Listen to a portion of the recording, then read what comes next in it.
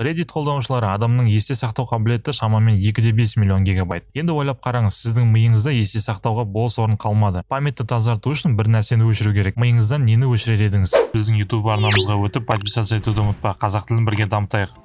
Өмірімдегі ең ыңғайсыз сәттерді құттықтаймын. 2,4 миллион гигабайт тазарды. Жаңадан туылдыңыз. Қарғыс-атқыр рекламаның музыкаларын басымнан кетпей қояды. Ал маған ескі жарнамалардың музыкаларын еске түсірген ұнайды. System 32. Онда сен вообще өшіп қаласың.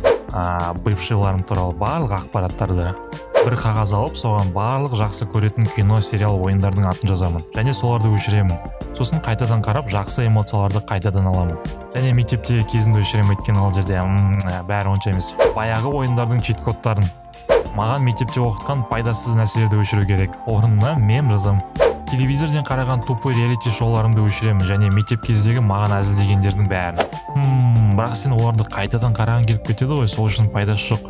Мен бас сүйегімнің жоғарғы жағын кесіп алып, мидың жұмсақ жерлерін ашып, терабайт флешкаларды жалғап, оларды мидың жасушаларымен жауып қоямын. Сосын мидағы ақпараттарды сонда көшіремін. Заманауи проблемалар заманауи шешімдерді талап етеді. Альцгеймер ауруы оны менің орныма жасап жатыр.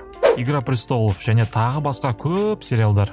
16 жасқа дейінгі барлық балалық кезімді өшірер едім. Өмірдегі болған барлық қайғылы мұңды кездерімді, бірақ олай жасасам өзімді кім екенімді ұмытып қалатын сияқтымын. Ұйықтар алдында есіме түсетін ыңғайсыз ойларды, бала күнімде айтқан ақымақ сөздерімді және өтіріктерімді.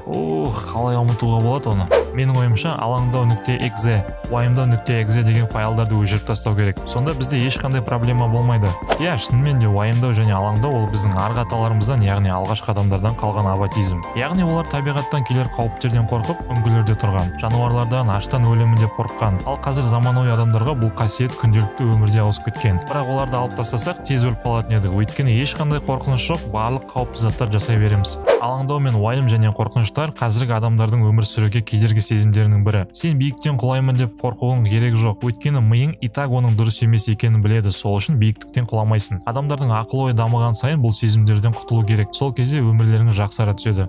Бұрын жасаған айтқан ыңғайсыз істерім және сөздерім, оларды есіме түсірсем қатты ұялып кетем. Қатты уайымдай берме. Егер сен бұрын жасаған қателіктерің үшін ұялсаң, ол жақсы белгі. Өйткені сен келесіде ол нәрсені, ол қатені жасамайсың. Сол арқылы сен тұлға ретінде жақсы жаққа қарай дамисың. Егер сен ұялмай соларды қайта жасап жүрсең, онда тұлға ретінде құрдымға кетіп барасың.